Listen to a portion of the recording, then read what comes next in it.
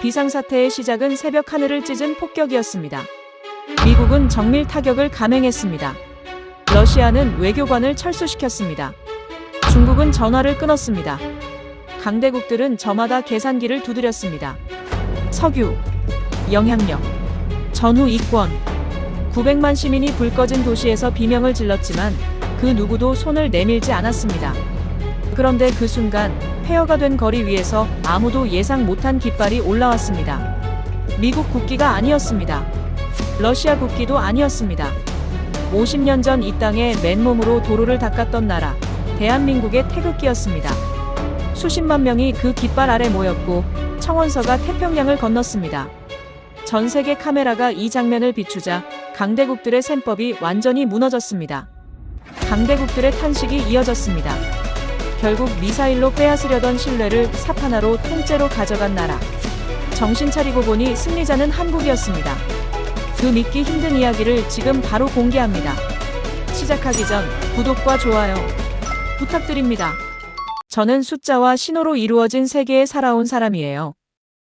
재난통신연구원이라는 직업을 가진 이후로 저에게 도시란 빌딩과 도로가 아니라 전파와 주파수, 그리고 그것들이 서로 연결되는 방식이었죠. 테헤란은 그 연결의 총합이었습니다. 15살 때부터 이 도시에서 자랐고 도시의 신호망이 어떻게 살아 숨쉬는지를 몸으로 익혔어요.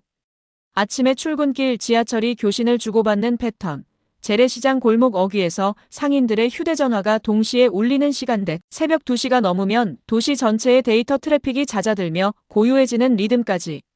저에게 테헤란은 언제나 살아있는 생명체처럼 느껴졌습니다. 그날 밤도 저는 연구소 데이터 서버실에 남아 있었어요. 밤 12시가 넘도록 위성 중계 오류 보고서를 뒤적이고 있었는데 동료들은 이미 모두 퇴근한 뒤였고 건물 안에는 저 혼자였죠. 형광등 불빛만 깜빡이는 고요한 공간에서 모니터 화면을 들여다보고 있는데 이상하게도 그날따라 몸이 긴장을 풀지 못했습니다. 뭔가를 놓치고 있다는 느낌, 설명할 수 없는 불안감이 발끝부터 스멀스멀 올라왔어요. 저는 그 감각을 무시했습니다. 피곤함이 만들어낸 신경과민이라고 생각했거든요. 새벽 4시 17분이었습니다. 처음엔 소리였어요. 멀리서 천둥이 연속으로 치는 것 같은 낮고 둔한 울림이 건물 바닥을 타고 전해졌죠. 창문이 미세하게 떨렸고 커피잔이 책상 위에서 달그락거렸습니다. 저는 무의식적으로 모니터를 바라봤어요. 그 순간 화면이 하얗게 번쩍이다가 꺼져버렸습니다. 전기가 나갔어요. 건물 전체가 한꺼번에 숨을 멈추는 것 같은 침묵이 왔죠. 비상등조차 켜지지 않았습니다. 저는 그 자리에서 일어나지 못했어요. 무언가 잘못됐다는 걸 머리보다 몸이 먼저 알았습니다.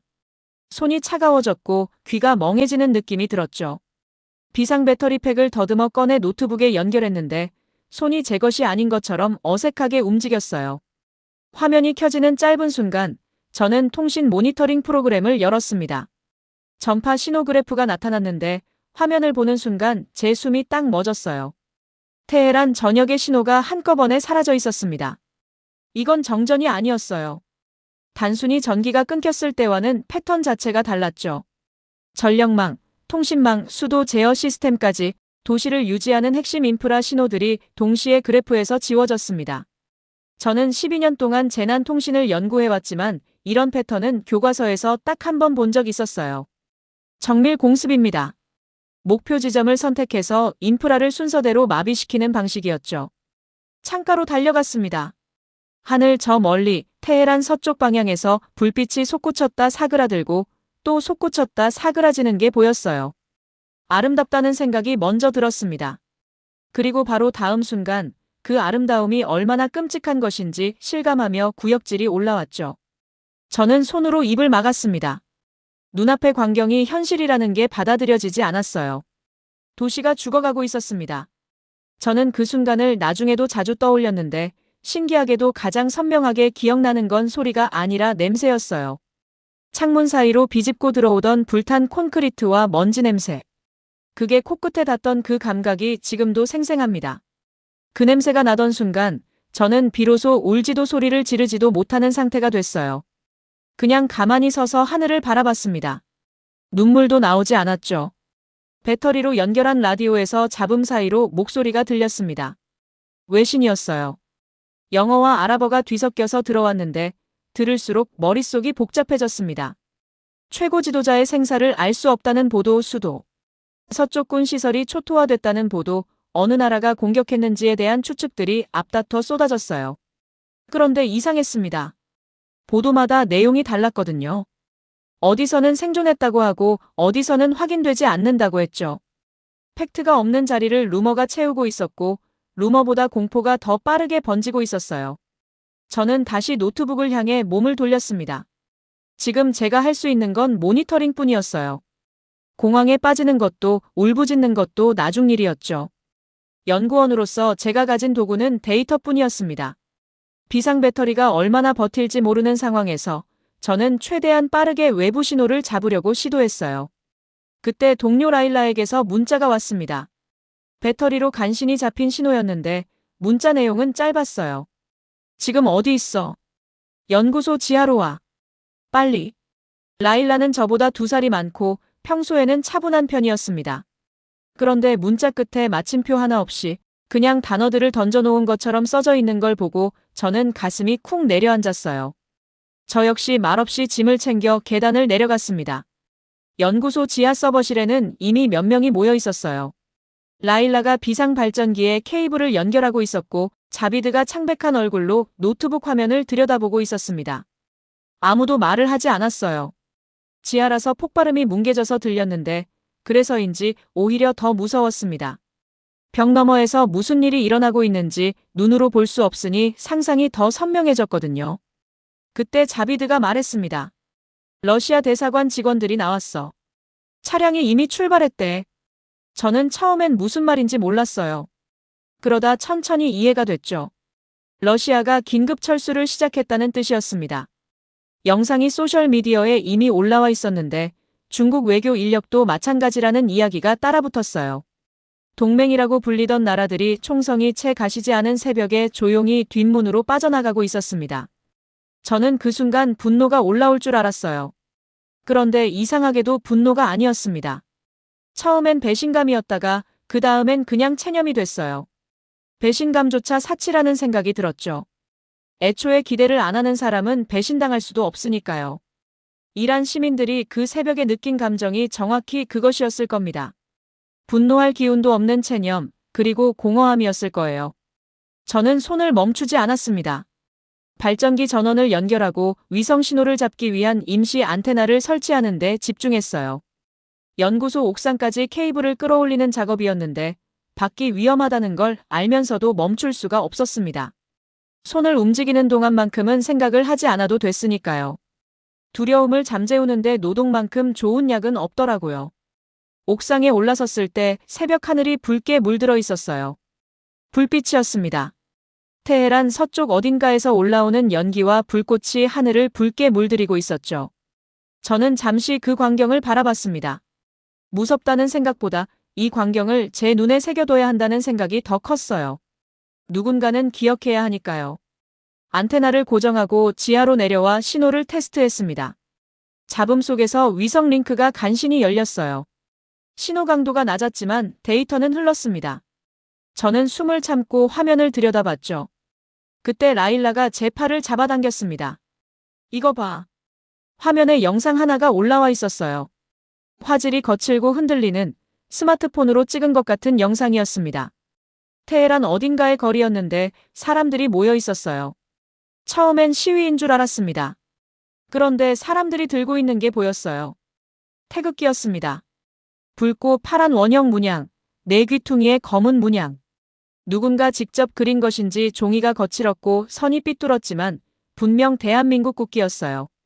저는 처음엔 눈을 의심했습니다.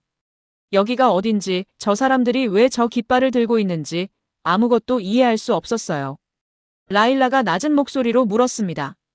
이게 뭐야? 왜 저 깃발이야? 저도 대답하지 못했어요. 그런데 이상했습니다. 보면 볼수록 감정이 올라왔어요. 분노도 아니고 기쁨도 아닌 설명이 되지 않는 어떤 직감이었죠. 저는 연구원으로서 데이터를 분석하는 사람이에요. 감정이 아니라 패턴을 봅니다. 그리고 그 순간 저는 저 태극기가 단순한 감정적 반응이 아니라는 걸 느꼈어요. 감정이 아니라 구조였습니다. 저 사람들이 저 깃발을 선택한 데는 이유가 있었습니다. 머릿속에서 두 개의 이미지가 교차했어요. 폭격이 만든 폐허의 하늘과 그 하늘 아래에서 누군가 손으로 그려든 작은 깃발. 파괴하는 데는 1초면 충분합니다. 하지만 재건하는 데는 10년이 걸리죠. 그 간극 속에서 사람들은 방향을 찾고 있었어요. 그리고 그 방향으로 대한민국이 있었습니다. 저는 천천히 자리에서 일어났습니다. 무릎이 떨렸고 손도 여전히 차가웠어요. 그래도 등은 펴졌습니다. 두려움이 사라진 게 아니었어요. 두려움 위에 다른 무언가가 쌓이기 시작한 거였죠. 저는 그게 결이라는 걸 나중에야 이름 붙일 수 있었습니다. 이 이야기의 진짜 두 번째 페이지가 막 시작되고 있었어요. 저는 원래 유품을 잘 꺼내보지 않는 사람이었어요. 아버지가 돌아가신 건 제가 22살 때였습니다. 갑작스러운 심장 발작이었고 준비할 시간이 없었죠. 장례를 치르고 나서 아버지의 물건들을 정리하다가 저는 낡은 나무 상자 하나를 발견했어요. 자물쇠도 없었고 뚜껑에 먼지가 두껍게 앉아 있었습니다. 그 안에 사진 몇 장과 낡은 수첩, 그리고 작은 금속 배지 하나가 들어 있었는데 저는 그걸 열어보다가 그냥 덮어버렸어요. 슬픔이 너무 컸을 때는 기억을 마주하는 게 더 힘드니까요. 그 상자를 옷장 깊은 곳에 밀어넣고 그 뒤로 10여 년을 열어보지 않았습니다. 그런데 폭격이 있고 사흘째 되던 날 저는 그 상자를 꺼냈어요. 이유는 단순했습니다. 아버지가 젊은 시절을 테헤란 서쪽 지구에서 보냈는데 그 지구에 지금 불이 나 있었거든요. 어린 시절 아버지가 손을 잡고 걸어주던 그 골목들이 지금 연기 속에 있다는 게 자꾸 상자 생각을 불러왔습니다. 전기도 제대로 들어오지 않는 연구소 지하에서 배터리 랜턴 불빛 아래 그 상자를 열었어요. 사진이 먼저 나왔습니다. 흑백이었고 테두리가 노랗게 바랬어요. 아버지의 젊은 시절 사진이겠거니 하고 첫 장을 봤는데 아버지가 아니었습니다. 여러 명의 남자들이 줄을 서서 카메라를 바라보고 있었는데 절반은 일한 사람이었고 나머지 절반은 달랐어요. 피부색이 더 밝고 작업복 색깔이 달랐습니다. 사진 아래쪽에 흐릿한 글씨로 뭔가 적혀 있었는데 오래되어 잘 보이지 않았어요. 배터리 랜턴을 바짝 가져다 댔습니다. 서울로 1973년이라고 적혀 있었습니다. 저는 그 글씨를 2번 읽었어요. 서울로. 그게 도로 이름이라는 건 알았습니다. 테헤란 서쪽 지구에 있는 큰 대로였고 어린 시절부터 귀에 익은 이름이었죠. 그런데 사진 속 낯선 얼굴들, 그 중에서도 웃고 있는 동양인 남자들의 얼굴이 자꾸 눈에 걸렸어요. 수첩을 꺼냈습니다. 아버지 글씨였어요. 작고 조밀한 파르시어로 빼곡하게 채워진 수첩이었는데 중간중간 이름이 나왔습니다. 한국 이름처럼 보이는 이름들이요. 발음을 어떻게 해야 할지 몰라서 소리가 이상하게 읽혔지만 분명히 이국적인 이름들이었어요. 그 이름들 옆에 짧은 메모들이 달려 있었습니다. 도로폭 몇 미터, 어느 구간 공사 완료, 누가 어느 팀 담당, 그런 내용들이었죠. 아버지는 그 공사 현장에서 일했던 겁니다.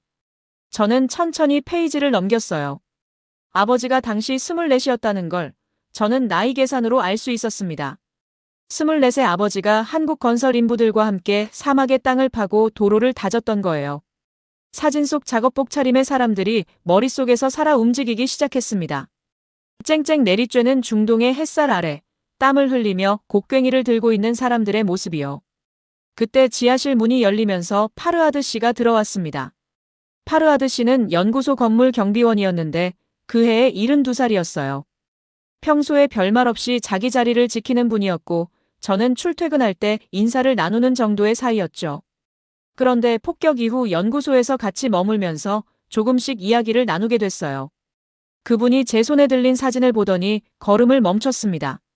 저는 무심코 사진을 들어 보여줬어요. 혹시 이 사진 아세요? 파르하드 씨의 표정이 묘하게 변했습니다. 눈이 가늘어지면서 사진을 향해 손을 뻗었어요. 제 손에서 사진을 받아들고 한동안 말이 없었습니다. 저는 기다렸어요. 그분이 무언가 기억을 불러내고 있다는 게 느껴졌거든요. 나도 거기 있었어요. 목소리가 낮고 조용했습니다.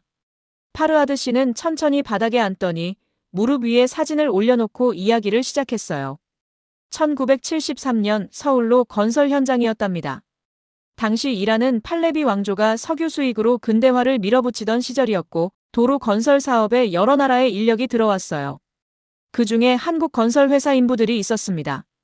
그 사람들은 달랐어요. 파르하드 씨가 그렇게 말했을 때 저는 무슨 의미인지 바로 알아채지 못했습니다. 어떻게요? 여름 한낮에 쉬는 시간이 있었는데 물이 귀할 때였어요. 그날 트럭이 늦게 왔고 물통이 거의 바닥이었죠.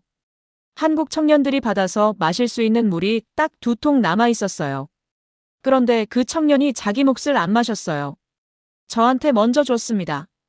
파르하드 씨는 잠깐 말을 멈췄어요. 이름이 기억이 안 나요. 젊은 친구였는데 같이 말도 잘 안 통했죠. 그냥 물통을 내밀더니 웃었어요. 웃음이 참 환했어요. 저는 사진을 다시 바라봤습니다. 사진 속 젊은 남자들 중 하나가 바로 그 청년이겠지 하는 생각이 들었어요. 이름도 모르고 지금 어디 있는지도 모르는 사람인데 그 웃음이 파르하드 씨의 기억에 50년이 넘도록 남아 있었던 거였습니다. 저는 그 말이 오래 마음에 걸렸어요. 수첩을 다시 펼쳤습니다. 아버지의 메모 중에 한국 인부들에 대한 내용이 또 있었어요.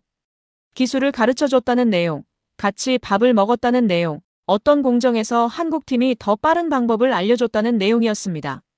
무기를 들고 온 사람들의 기록이 아니었어요.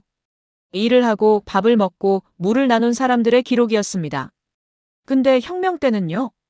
제가 조심스럽게 물었어요. 1979년 이란 혁명 이후 외국과 연관된 것들은 지워지거나 이름이 바뀌는 경우가 많았습니다. 그게 당연한 흐름이었죠. 그런데 서울로는 이름이 그대로 남아 있었거든요.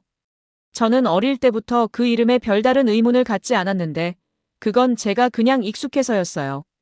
파르하드 씨가 작게 웃었습니다. 그게 이상하지 않아요? 다른 건 다 바뀌었는데 서울로는 안 바뀌었거든요. 바꾸자는 말이 나왔는데 그 동네 사람들이 반대했어요. 그 길을 기억하는 사람들이 있었으니까요. 일한 사람들, 같이 땅을 판 사람들의 기억이 남아 있었거든요. 총을 가져온 게 아니라 손을 가져온 사람들의 도로였으니까 지우기가 어려웠던 거예요. 저는 그 말을 듣는 순간 가슴 어딘가가 뻐근해지는 걸 느꼈습니다. 감정인지 판단인지 구분이 되지 않았어요. 그냥 뭔가 단단한 게 가슴 안쪽에 내려앉는 느낌이었죠. 저는 노트북 화면을 열었습니다.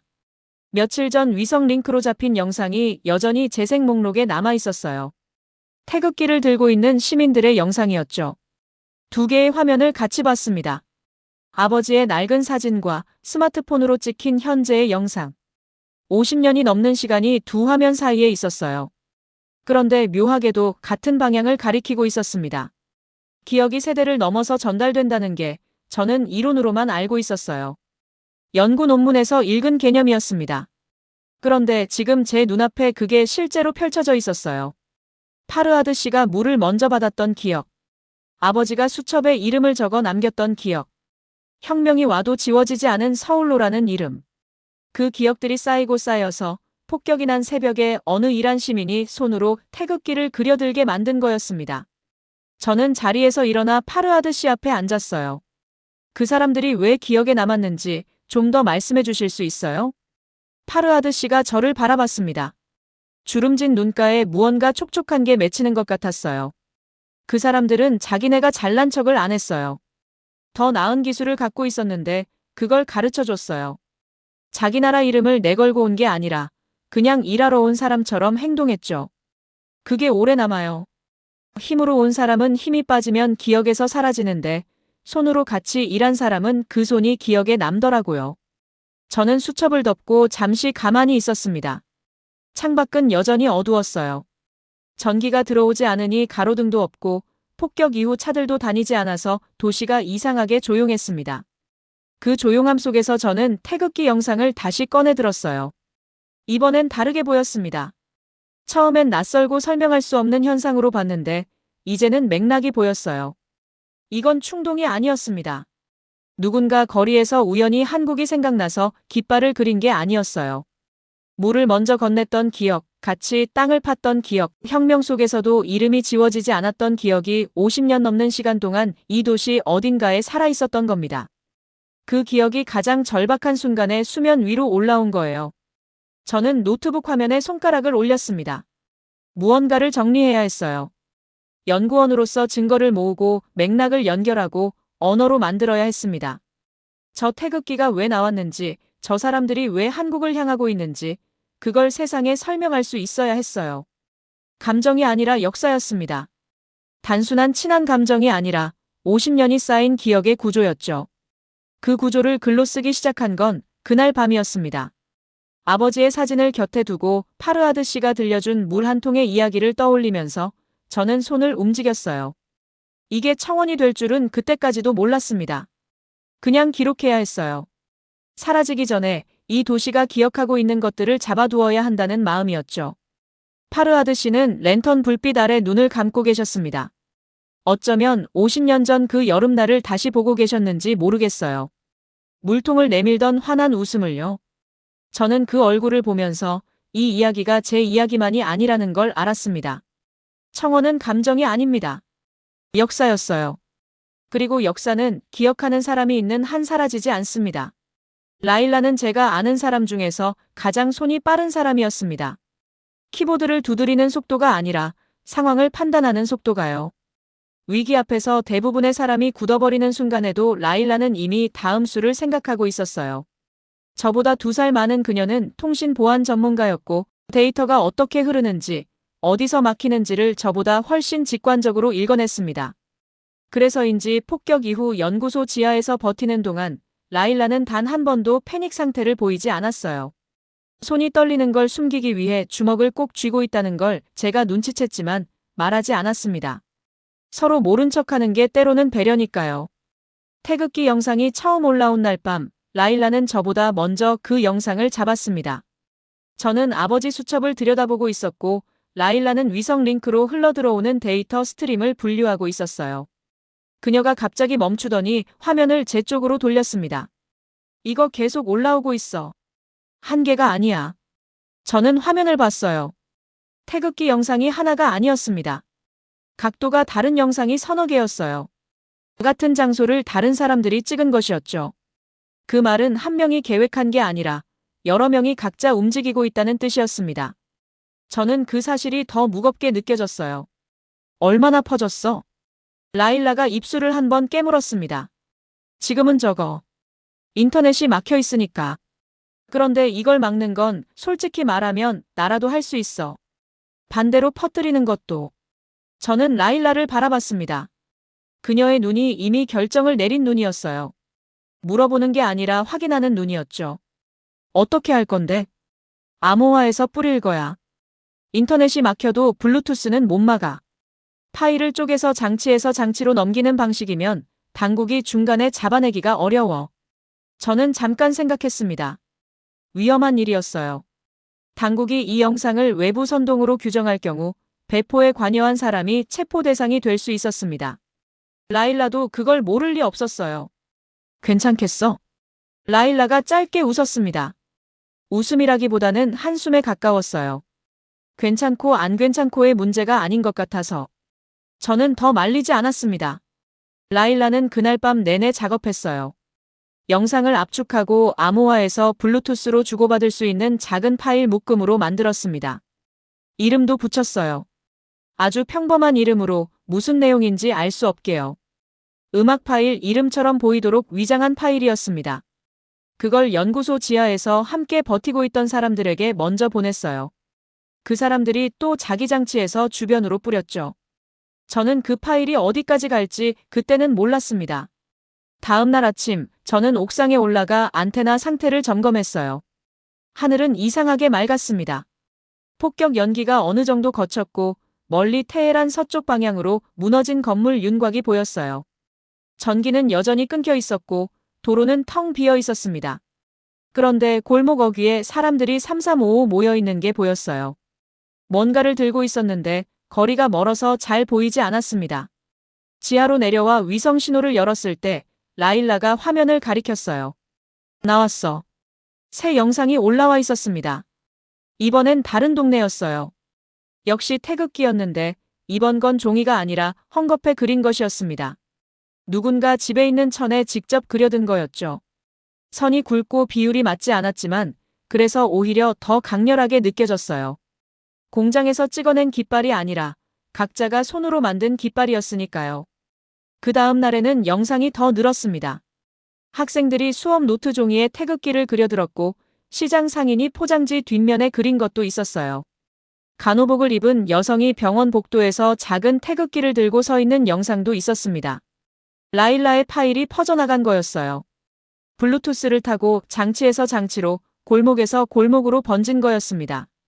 저는 그 영상들을 하나씩 보면서 이상한 감각에 사로잡혔어요. 두려움이었는지 전율이었는지 지금도 정확히 모르겠습니다. 아마 두 가지가 섞인 감각이었을 거예요. 이 사람들이 얼마나 위험한 일을 하고 있는지 저는 알았으니까요. 그런데도 멈출 수가 없었던 이유가 화면에 다 보였습니다. 이 사람들 눈에서요. 두려워하면서도 들고 있었습니다. 그 즈음에 칼림이 장군의 발표가 나왔어요. 라디오에서 흘러나온 목소리는 낮고 딱딱했습니다. 태극기 집회에 대해 외부 세력의 선동이라고 규정했어요. 배후에 외국 세력이 있으며 국가 안보를 위협하는 행위로 간주한다는 내용이었죠. 발표가 끝나고 자비드가 조용히 말했습니다. 체포 시작되겠다.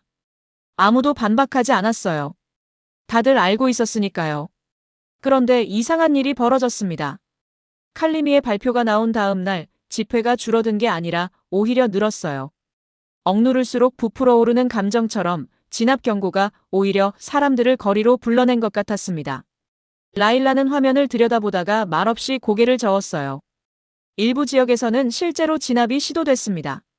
최루탄이 발사됐고 사람들이 흩어지는 영상이 올라왔어요.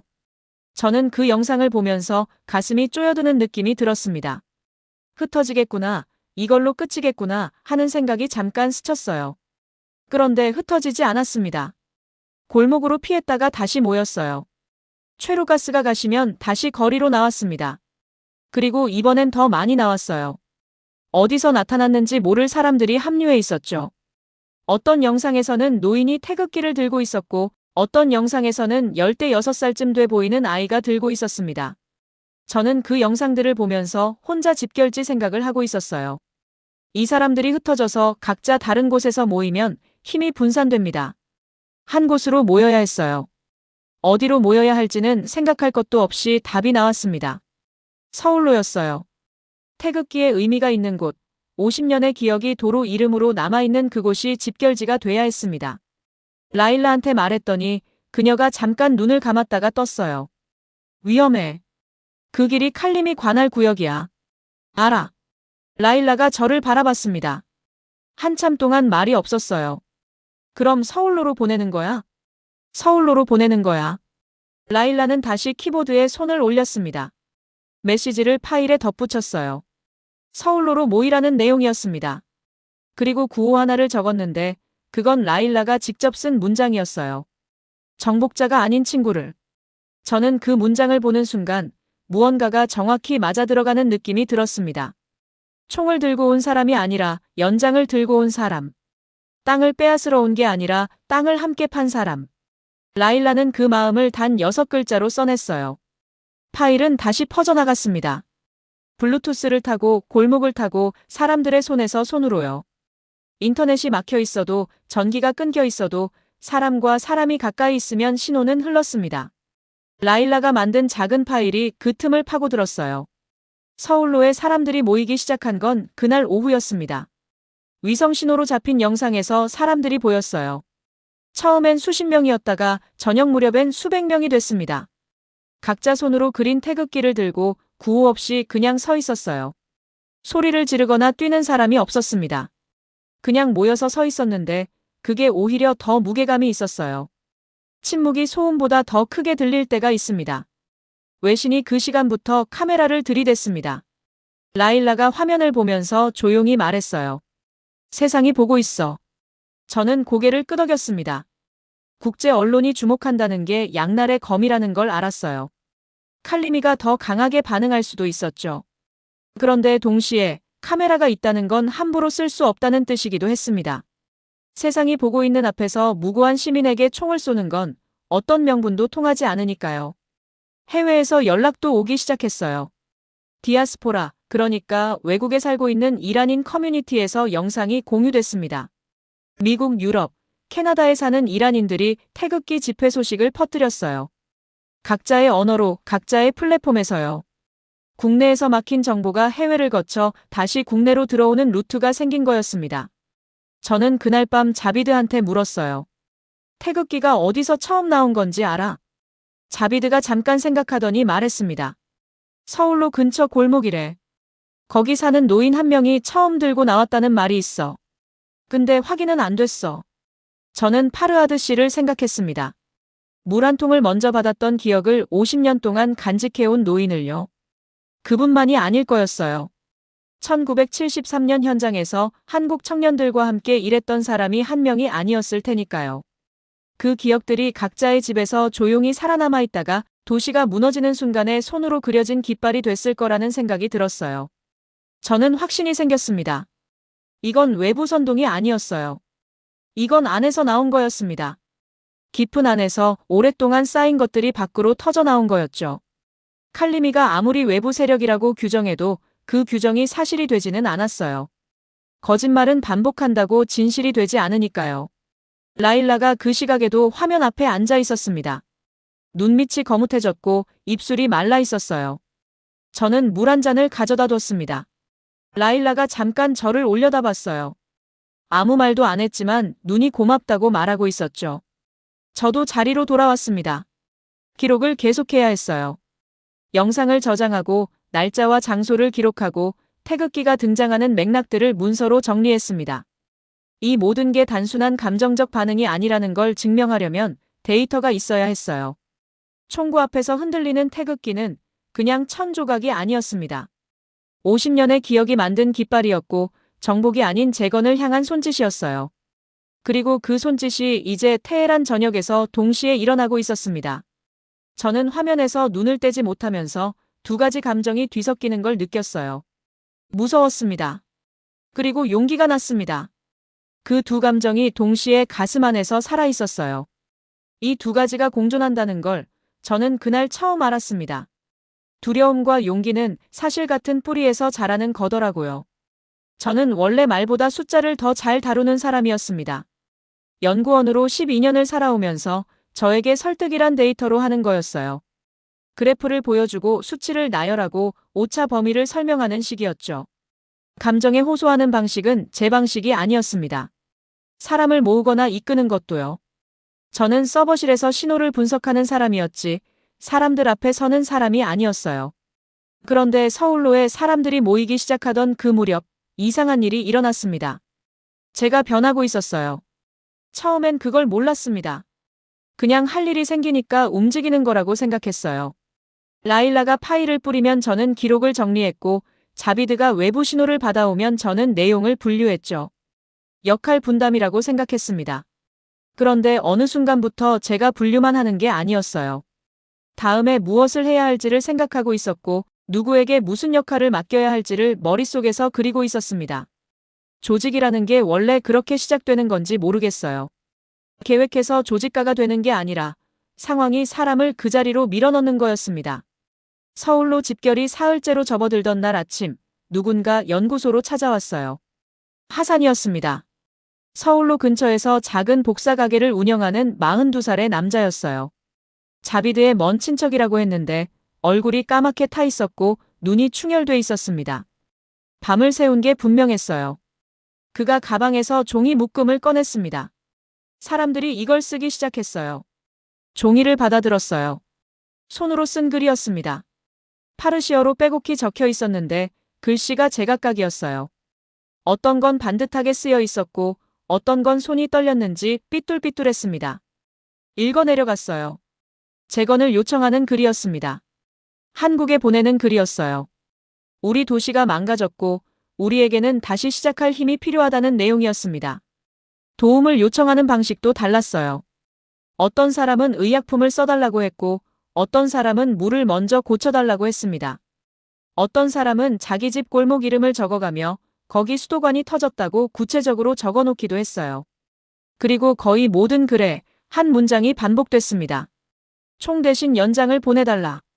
저는 그 문장 앞에서 잠시 멈췄어요. 이 사람들이 원하는 게 뭔지를 이 한 줄이 다 담고 있었습니다. 싸워달라는 게 아니었어요. 보호해달라는 게 아니었습니다. 같이 만들어달라는 거였어요. 그 단순한 문장이 어떤 긴 설명보다 더 정확했습니다. 하산이 말했어요. 더 있어요. 복사가게 앞에 가져다 놓는 사람들이 계속 늘고 있어요. 어떻게 해야 할지 몰라서 일단 다 가져왔습니다. 저는 종이 묶음을 두 손으로 받아들고 무게를 느꼈어요. 종이의 무게가 아니었습니다. 그 종이를 한 장 한 장 쓴 사람들의 무게였죠. 전기도 없고 통신도 끊긴 상황에서 종이와 펜을 찾아 글을 쓴 사람들이요. 손이 떨리면서도 쓴 사람들이요. 저는 자리에서 일어났습니다. 하산 씨, 번역할 수 있어요? 하산이 눈을 크게 떴어요. 한국어요? 영어도 괜찮아요. 어떤 언어든 외부로 전달할 수 있는 언어로요. 하산은 잠깐 망설이다가 고개를 끄덕였습니다. 대학에서 영문학을 전공했다고 했어요. 지금은 복사 가게를 하고 있지만 젊은 시절 통역 일을 했었다고요. 저는 그에게 자리를 내줬습니다. 하산이 첫 번째 종이를 들고 앉더니 낮은 목소리로 번역을 시작했어요. 그 시간부터 연구소 지하가 바뀌었습니다. 라일라는 계속 영상과 파일을 처리했고 자비드는 외부 신호를 모니터링했어요. 하산은 청원서를 번역했고 저는 번역된 내용을 정리해서 외교 문서 형식으로 다듬었습니다. 연구소가 임시 연락소가 된 거였어요. 아무도 그렇게 하자고 정하지 않았는데 자연스럽게 그렇게 됐습니다. 서울로 쪽에서는 사람이 계속 늘었어요. 낮 시간에 수천 명이 모였다는 영상이 올라왔고 저녁이 되면서 10,000명이 넘었다는 말이 들려왔습니다. 정확한 수를 알 수는 없었어요. 하지만 영상 속 인파만 봐도 이미 그 규모가 작지 않다는 걸 알 수 있었죠. 그런데 그 무렵 라일라가 조용히 저를 불렀습니다. 칼리미가 움직였어. 목소리가 낮았어요. 화면을 보니 군 차량이 서울로 방향으로 이동 중이라는 정보가 들어와 있었습니다. 체포 명단이 작성됐다는 말도 돌았어요. 저는 그 말을 듣는 순간 이상하게도 손이 멈추지 않았습니다. 두려웠어요. 분명히 두려웠습니다. 그런데 두려움이 저를 굳히지 않았어요. 오히려 반대였습니다. 뭔가를 빨리 해야 한다는 감각이 온몸에서 동시에 올라왔어요. 마감이 있는 사람의 집중력 같은 거였습니다. 저는 하산에게 말했어요. 체포 전에 이 문서가 나가야 해요. 얼마나 걸려요? 하산이 번역 중이던 종이에서 눈을 들었습니다. 그의 얼굴에 피로와 결연함이 동시에 있었어요. 오늘 밤 안에는 할 수 있어요. 저는 자비드를 봤습니다. 위성 링크 지금 몇 %야? 40%. 들어가는 건 돼. 나가는 건 느려. 40%면 충분했어요. 파일 크기를 최소화하면 전송할 수 있었습니다. 저는 다시 노트북 앞에 앉아서 문서를 정리하기 시작했어요. 외교 전문 형식이 어떤 건지는 알고 있었습니다. 논문을 쓸 때 참고했던 국제구호 요청 문서 양식이 머릿속에 있었거든요. 문서를 만들면서 저는 이상한 결정을 내렸어요. 체포 명단에 올라갈 사람들의 이름을 문서 끝에 적기로 했습니다. 청원에 관여한 사람들이요. 누군가 잡혀도 기록에 이름이 남아있으면 세상이 알 수 있을 거라고 생각했어요. 라일라를 적었습니다. 자비드를 적었어요. 하산을 적었습니다. 그리고 가장 위에 제 이름을 올렸어요. 사란 아비드. 그 이름을 쓰는 순간 손끝이 차가워지는 게 느껴졌습니다. 무서웠어요. 제 이름이 서류에 적히는 게 이렇게 무게감이 있는 일이라는 걸 그때 처음 알았습니다. 자기 이름을 꺼는 행위가 얼마나 선명한 선택인지를요. 그런데 지우지 않았어요. 하산이 번역을 마친 건 자정 무렵이었습니다. 저는 번역된 내용을 다시 읽었어요. 수백 명의 손으로 쓴 글들이 정제된 언어로 옮겨져 있었는데 그래도 원본의 온도가 남아 있었습니다. 하산이 번역을 잘한 거였어요. 말을 잘 다듬은 게 아니라 말 안에 있는 마음을 잘 옮긴 거였죠. 문서를 완성하고 자비드에게 넘겼습니다. 보낼 수 있어? 자비드가 화면을 들여다보더니 말했어요. 해볼게. 위성 링크가 불안정하게 깜빡였습니다. 저는 숨을 참았어요. 파일 전송 표시줄이 아주 천천히 움직였습니다. 중간에 한번 끊겼다가 다시 이어졌어요. 라일라가 제 팔을 잡은 게 느껴졌습니다. 손에 힘이 있었어요. 전송 완료 표시가 떴습니다. 아무도 환호하지 않았어요. 그냥 다들 화면을 바라봤습니다. 저도 마찬가지였어요. 뭔가 엄청난 일을 한 것 같기도 하고 아무것도 달라지지 않은 것 같기도 했습니다. 문서 하나가 태평양을 건너 서울로 향했다는 사실이 그 순간엔 실감이 나지 않았어요. 하산이 조용히 입을 열었습니다. 총 대신 연장을 보내달라는 말, 제가 번역하면서 여러 번 썼는데 쓸 때마다 이상하게 눈물이 났어요. 저는 그 말에 아무 대답도 못했습니다. 그 문장을 처음 읽었을 때 제가 멈췄던 이유가 그거였으니까요. 무기가 아니라 도구를 달라는 말. 싸워달라는 게 아니라 같이 만들어달라는 말. 이 도시에 사는 사람들이 원하는 게 그거였습니다. 살고 싶다는 거였어요. 단지 그뿐이었죠. 라일라가 자리에서 일어나 기지개를 켰습니다. 관절이 소리를 냈어요. 이제 기다리는 거야? 저는 고개를 끄덕였습니다. 이제 기다리는 거야. 그런데 솔직히 말하면 기다리는 동안이 가장 힘들었어요. 할 일이 있을 때는 두려움을 행동으로 눌러둘 수 있는데 기다리는 동안은 생각이 들어오거든요. 서울로에 모인 사람들이 어떻게 되는지, 칼림이가 어디까지 강경하게 나올지, 제 이름이 적힌 그 문서가 정말 서울에 닿을지. 저는 아버지 사진을 꺼냈습니다. 1973년 서울로 건설 현장에서 찍힌 흑백 사진이었어요. 그 안에 있는 낯선 얼굴들을 봤습니다. 이름도 모르는 젊은 사람들이요. 그 사람들이 그때 무슨 마음으로 사막의 땅을 팠을지 저는 알 수 없어요. 그냥 일하러 온 거였을 수도 있고, 조국을 위한 거였을 수도 있고, 아니면 그냥 오늘 하루를 버티는 거였을 수도 있습니다. 그런데 그 손들이 남긴 길이 50년 뒤에 이렇게 쓰이고 있었어요. 어떤 행동이 어디까지 흘러가는지는 아무도 미리 알 수 없습니다. 저는 사진을 가슴에 대고 눈을 감았어요. 잠이 든 건 아니었습니다. 그냥 잠깐 조용히 있었어요. 지하실 어딘가에서 라일라의 키보드 소리가 들렸고 하산이 종이 넘기는 소리가 들렸습니다. 밖에서는 바람 소리가 들렸어요. 도시는 여전히 어두웠지만 지하에 불빛이 있었습니다. 그 불빛이 어디로 닿을지 저는 아직 몰랐어요. 하지만 방향은 알고 있었습니다. 문서는 태평양을 건너고 있었고 청원서들은 계속 쌓이고 있었어요. 그리고 서울로에는 아직 사람들이 서 있었습니다. 총 대신 연장을 보내달라는 말이 밤을 건너고 있었습니다. 저는 서울이 어떻게 생긴 도시인지 직접 가본 적이 없었습니다. 사진으로만 봤어요. 도심을 가로지르는 강 산으로 둘러싸인 분지, 높은 빌딩들과 오래된 골목들이 뒤섞인 도시. 테헤란과 비슷한 구석이 있다고 누군가 말한 적 있었는데 저는 그 말이 맞는 것 같기도 하고 틀린 것 같기도 했어요. 두 도시 모두 산을 끼고 있고 두 도시 모두 오래된 기억과 새로운 건물이 함께 살아가고 있으니까요. 문서를 보낸 뒤 사흘 동안 저는 서울을 자주 생각했습니다. 그 도시 어딘가에서 우리가 보낸 문서를 누군가 읽고 있을 거라는 생각이요. 그게 실감이 나기도 했다가 안 나기도 했습니다. 테헤란의 지하에서 배터리 불빛을 켜놓고 종이에 글을 쓰던 사람들의 목소리가 정말로 서울까지 닿았을지 저는 확신할 수 없었어요. 나중에 알게 된 이야기들이 있습니다. 제가 그날 지하에서 기다리는 동안 서울에서 무슨 일이 있었는지를요. 당시엔 몰랐지만 나중에 조각조각 전해 들었고 어떤 건 공식 기록으로 남았어요. 저는 그 이야기들을 제 머릿속에서 다시 이어 붙여봤습니다. 마치 끊긴 신호를 복원하듯이요. 우리 문서가 서울 외교부 긴급 채널에 도착한 건 새벽이었다고 합니다. 당직 실무자가 처음 열었는데 내용을 보고 잠시 멈췄다고 해요. 이란 시민들이 작성한 재건 요청 청원서였고 서명란에 수백 명의 이름이 있었으며 발신자 목록 맨 위에 사라 나비드라는 이름이 적혀 있었습니다. 당직 실무자는 혼자 판단할 수 없다고 봤는지 바로 윗선에 보고했다고 해요. 그 보고가 아침이 되기 전에 조현 장관 책상까지 올라갔다고 합니다. 조현 장관이 문서를 처음 읽은 건 이른 아침이었다고 전해졌어요. 총 대신 연장을 보내달라는 문장에서 장관이 잠시 읽기를 멈췄다는 이야기가 나중에 흘러나왔습니다.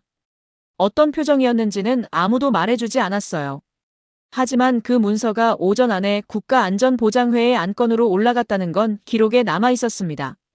회의실에 모인 사람들의 첫 반응은 신중함이었다고 해요. 당연한 일이었습니다. 전쟁이 진행 중인 나라였고 미국이라는 변수가 있었으며 국제법상 어떤 형태의 개입도 먼저 따져봐야 했으니까요. 누군가 이 집회가 정말 자발적인 것인지를 물었다고 합니다. 당국의 조작이거나 제3자의 기획일 가능성이요. 그 질문에 답한 건 최윤서 실장이었다고 전해졌어요. 최윤서 실장이 이끄는 팀은 이미 며칠 전부터 테헤란 현지 상황을 모니터링하고 있었습니다. 위성 영상 분석, 소셜미디어에서 흘러나오는 영상들, 디아스포라 네트워크를 통한 정보들을 취합하고 있었죠. 그 팀이 집회 인파를 분석했을 때 수십만에 달하는 규모가 확인됐고 자발적 집결의 증거들이 쌓여 있었다고 합니다. 인위적으로 조직된 집회는 이런 패턴을 갖지 않는다는 설명이 따라붙었고요. 수십만이라는 숫자가 나왔을 때 회의실이 잠시 조용해졌다는 이야기가 있었어요. 저는 그 장면을 상상해봤습니다. 지하 회의실에서 넥타이를 맨 사람들이 화면을 바라보는 장면이요. 그 화면 안에 서울로가 있었을 거예요. 50년 전 한국 청년들이 땀 흘리며 다진 그 길이요. 논의가 이어졌다고 합니다. 군사 개입은 처음부터 배제됐어요. 그건 한국이 원하지 않는 방향이기도 했고 이란 시민들이 요청하지 않은 것이기도 했습니다. 청원서의 내용 자체가 그 선을 명확히 그어놓고 있었으니까요. 총 대신 연장을 보내달라는 문장이 그 선이었습니다. 논의의 방향은 공병이었어요. 의무였습니다. 치안 교육이었죠. 전기를 복구하는 기술, 수도를 고치는 기술, 무너진 건물 잔해를 치우는 기술. 총이 아니라 도구를 가진 사람들을요. 의사와 간호사들이었습니다. 그리고 혼란한 상황에서 시민 스스로 질서를 만들 수 있도록 돕는 교육이었어요. 그 패키지를 두고 법률 검토가 들어갔고 미국과의 사전 교감 필요성도 논의됐다고 합니다. 쉬운 결정이 아니었을 거예요. 저는 그 사람들을 탓하지 않습니다. 한 나라가 다른 나라의 전쟁 한가운데 발을 들여놓는 일은 감정만으로 할 수 있는 일이 아니에요. 계산해야 하고 따져야 하고 결과를 예측해야 합니다. 그게 외교이고 그게 정치의 일이죠. 하지만 저는 동시에 그 회의실에 있는 사람들이 숫자만 보지 않기를 바랐습니다. 서울로에서 밤을 새우는 사람들을, 전기도 없는 지하에서 손 떨리는 글씨로, 청원서를 쓴 사람들을, 파르하드 씨가 50년 동안 간직해온 물 한 통의 기억을요. 그 바람은 나중에 한 문장으로 전해졌습니다. 회의 막판에 이재명 대통령이 한동안 말이 없었다고 해요.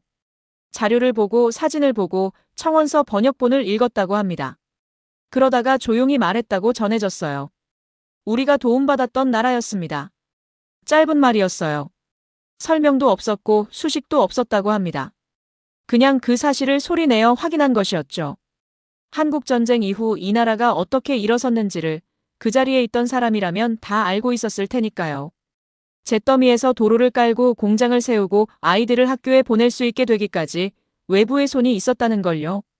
그 손이 어떤 형태였는지를요.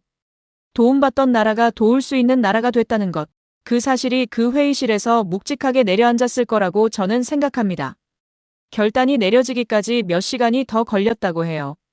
법률팀이 검토를 마쳤고 외교 라인이 움직였고 초안이 다듬어졌습니다. 조현 장관이 직접 문서를 수정했다는 이야기도 들렸어요. 그 과정에서 어떤 말들이 오갔는지는 저는 알 수 없습니다. 하지만 그 과정이 끝에 이르렀을 때 무언가가 결정됐습니다. 저는 그 모든 과정을 테헤란 지하에서 모르고 있었어요. 신호를 모니터링하고 위성 링크 상태를 확인하고 서울로에서 올라오는 영상을 들여다보면서 기다렸습니다. 라일라는 거의 잠을 자지 않았고 하사는 여전히 청원서를 번역하고 있었어요. 자비드는 창백한 얼굴로 무릎을 껴안고 앉아 있었습니다. 기다리는 시간이 길어질수록 몸이 이상해졌어요. 밥을 제대로 먹지 못한 것도 있었고 잠을 못 잔 것도 있었습니다. 하지만 가장 힘든 건 몸이 아니었어요. 우리가 한 일이 충분한지를 알 수 없다는 것이었습니다. 문서 하나가 어떤 나라의 정책을 바꿀 수 있을지, 청원서 수백 장이 외교 회의실에서 어떤 무게를 가질지 저는 알 수 없었거든요. 그래서 저는 일을 계속했어요. 기다리면서 손을 놓는 대신 계속 기록을 정리했습니다. 태극기 집회의 경과, 참가 인원의 추이, 진압 시도와 그 이후의 반응들. 데이터를 쌓으면서 저는 두려움이 조금씩 결연함으로 바뀌는 걸 느꼈어요. 감정이 사라지는 게 아니라 감정 위에 다른 층이 쌓이는 거였습니다. 자비드가 갑자기 벌떡 일어났어요. 신호 들어온다. 저는 노트북으로 뛰어들었습니다. 위성 채널에 응신이 왔어요. 한국 외교부 채널이었습니다. 내용은 짧았어요. 공식 응답이 아직 나오기 전에 채널을 확인하는 형식의 신호였지만 저는 그것만으로도 손이 떨렸습니다. 응답이 왔다는 것 자체가 의미였으니까요. 라일라가 제 옆에 서서 화면을 봤어요. 아무 말도 하지 않았습니다. 하산이 번역 중이던 종이를 내려놓고 이쪽을 바라봤어요. 자비드가 입술을 굳게 다물고 있었습니다. 저는 화면을 보면서 그 지하 회의실의 사람들을 다시 생각했어요. 그 사람들이 숫자와 법률 사이에서 무게를 달고 있는 동안 서울로에는 사람들이 서 있었습니다. 전기가 없는 밤에 손으로 그린 태극기를 들고요. 그리고 테헤란 지하에는 저희가 있었어요. 두 개의 지하가 서로를 향해 손을 뻗고 있었습니다. 결단이 어떤 형태로 나올지 그 순간엔 아직 몰랐어요. 하지만 채널이 열렸다는 것, 신호가 흘렀다는 것, 그 사실만으로도 저는 그날 밤을 버틸 수 있었습니다. 도움받던 나라가 돕는 나라로. 그 문장이 서울 어느 회의실에서 소리 없이 무게를 내려놓고 있었습니다. 저는 그걸 몰랐지만 느꼈어요. 신호는 거짓말을 하지 않으니까요. 저는 겁쟁이입니다. 이 말을 먼저 해야 할 것 같아요. 왜냐하면 나중에 제가 한 행동을 들으면 사람들이 저를 용감한 사람으로 오해할 수 있거든요. 하지만 저는 그날 내내 무서웠습니다. 다리가 떨렸고 속이 메스꺼렸고 머릿속에서는 지금 당장 지하로 내려가야 한다는 목소리가 계속 울렸어요. 용기 있는 사람이 두려움을 모르는 사람인 줄 알았는데 그날 저는 그게 아니라는 걸 알았습니다. 두려운데도 발이 움직이는 것, 그게 용기더라고요. 칼리미 장군이 강경진압 명령을 내린 건 이른 아침이었습니다. 라디오에서 흘러나왔어요. 목소리가 평소보다 낮고 단호했습니다. 불법 집회에 대한 강제 해산 조치를 시행하겠다는 내용이었고 저항할 경우 물리력을 사용할 수 있다는 말이 뒤따랐어요. 자비드가 라디오를 끄지도 않고 저를 바라봤습니다. 말이 필요 없었어요. 두 사람 다 알고 있었으니까요. 서울로에 사람들이 아직 있었습니다. 저는 지하에서 뛰어나갔어요. 라일라가 제 팔을 잡았습니다. 어디가? 서울로. 라일라의 눈이 커졌어요. 손에 힘이 들어갔습니다. 지금 진압 명령 떨어진 거 들었잖아. 들었어. 저는 라일라의 손을 잡아 천천히 풀었어요. 라일라의 표정이 굳어 있었습니다. 화가 난 건지 겁이 난 건지 구분이 되지 않는 얼굴이었죠. 저도 마찬가지였을 거예요. 거기 사람들한테 우리가 움직이고 있다는 걸 보여줘야 해. 혼자 서 있는 게 아니라는 걸요. 라일라가 한동안 저를 바라봤습니다. 그러더니 자기 자켓을 집어들었어요. 나도 가. 자비드가 의자에서 일어서려고 했는데 라일라가 손을 저었습니다. 넌 여기서 신호 잡고 있어. 영상 다 저장해. 증거 남겨야 해. 자비드가 잠깐 멈추더니 다시 앉았어요. 그의 얼굴에 복잡한 감정이 지나갔습니다. 못 가는 것에 대한 미안함인지 남아야 한다는 것에 대한 안도인지 아마 본인도 몰랐을 거예요. 연구소 밖으로 나선 건 오전 8시가 조금 넘었을 때였습니다. 바깥 공기가 서늘했어요. 아직 해가 높지 않았고 골목에는 사람이 없었습니다. 하지만 멀리서 소리가 들렸어요. 사람이 많이 모인 곳에서 나는 특유의 웅성거림이었습니다. 낮고 묵직한 소리였어요. 저는 그 소리를 향해 걸었습니다. 서울로 입구에 다가갈수록 사람이 늘었어요. 같은 방향으로 걷는 사람들이었습니다. 아무도 뛰지 않았고 아무도 소리를 지르지 않았어요. 그냥 걷고 있었습니다. 그 조용한 행렬이 오히려 더 단단하게 느껴졌어요. 소란스럽지 않다는 게 포기한 게 아니라 다짐한 사람들의 걸음처럼 보였거든요. 서울로에 들어서는 순간 숨이 멎었습니다. 사람이 가득했어요. 사진이나 영상으로 보던 것과 실제로 그 안에 서 있는 건 완전히 달랐습니다. 시작과 끝이 보이지 않는 인파였어요. 각자 손에 무언가를 들고 있었는데 태극기였습니다. 크기도 제각각이었고 재료도 달랐어요. 종이도 있었고 천도 있었고 비닐도 있었습니다. 어떤 건 색이 번진 게 역력했고 어떤 건 글씨가 함께 적혀 있었어요. 손으로 만든 깃발들이었습니다. 저는 그 사이를 천천히 걸어 앞쪽으로 나아갔어요. 앞에 군 차량이 보였습니다. 방패와 진압봉을 든 병사들이 줄을 서 있었어요. 헬멧을 쓰고 있어서 얼굴이 잘 보이지 않았는데 그래서 더 무서웠습니다. 얼굴이 없는 사람들처럼 보였거든요. 라일라가 제 옆에 바짝 붙어 걸었어요. 얼마나 되는 것 같아? 저는 주위를 둘러봤습니다. 모르겠어. 엄청 많아. 그냥 많은 게 아니었어요. 제가 살면서 이렇게 많은 사람이 한 방향을 보고 서 있는 걸 본 적이 없었습니다. 군중이라는 말이 어울리지 않았어요. 군중은 소란스러운 단어인데 거기 있는 사람들은 조용했거든요. 그때 앞쪽에서 소리가 났습니다. 최루탄이었어요. 흰 연기가 피어오르면서 매캐한 냄새가 바람을 타고 왔습니다. 눈이 따가워졌어요. 앞에 있던 사람들이 기침을 하며 뒤로 밀려왔습니다. 저도 눈을 가리고 뒤로 물러섰어요. 라일라가 옷소매로 입을 막았습니다. 연기가 퍼지면서 잠깐 사람들이 흔들렸어요. 흩어지려는 움직임이 있었습니다. 저도 그 흐름에 쓸려갈 뻔했어요. 발이 뒤쪽을 향하고 있었습니다. 몸이 먼저 피하려고 했거든요. 그런데 연기 속에서 한 사람이 보였습니다. 할머니였어요. 허리가 굽은 노인이었는데 기침을 하면서도 자리를 지키고 있었어요. 손에 태극기를 들고요. 그 손이 떨리고 있었습니다. 기침 때문인지 추위 때문인지 아니면 두려움 때문인지 알 수 없었어요. 그래도 내려놓지 않았습니다. 저는 그 손을 보는 순간 발이 멈췄어요. 몸이 앞으로 돌아갔습니다. 제가 의식해서 한 행동이 아니었어요. 그냥 돌아가 있었습니다. 저는 앞으로 걸어나가면서 주머니에서 종이를 꺼냈어요. 연구소에서 나오기 전에 챙겨 나온 거였습니다. 아버지 사진 옆에 있던 수첩 종이였어요. 그 위에 제가 전날 밤 그려놓은 태극기가 있었죠. 저는 그걸 들어 올렸습니다. 맨 앞에 섰어요.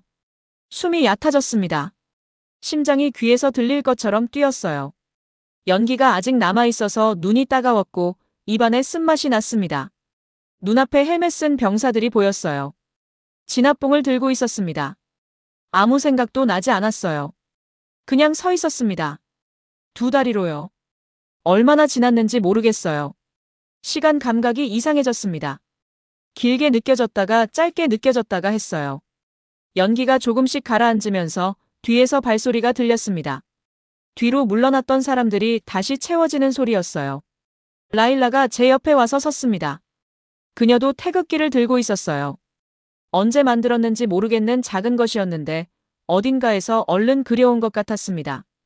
그 다음에 이상한 일이 일어났어요. 병사들이 움직이지 않았습니다. 명령이 내려졌는데도 앞으로 나오지 않았어요. 저는 그걸 나중에 영상으로 확인했습니다. 진압 명령을 받은 병사들 중에서 앞줄 몇 명이 진압봉을 들어 올리다가 멈췄어요. 멈추고 나서 서로를 봤습니다. 짧은 시간이었지만 화면에 선명하게 찍혀 있었죠. 저는 그때 그게 왜인지 몰랐어요.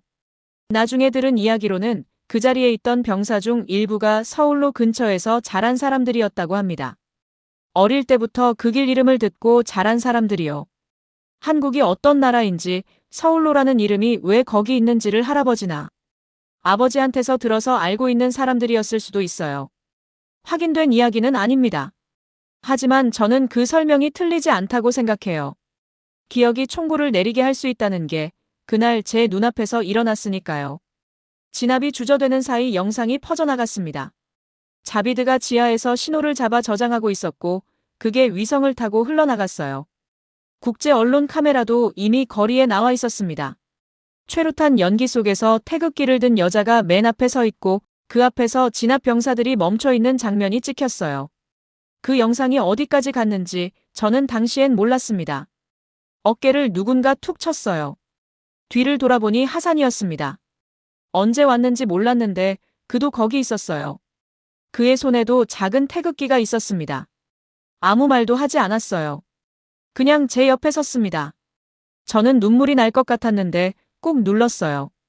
울 때가 아니라고 생각했습니다. 진압 명령은 결국 집행되지 않았습니다. 군 차량이 천천히 물러났어요. 병사들이 뒤로 빠지는 게 보였습니다. 함성이 터졌어요.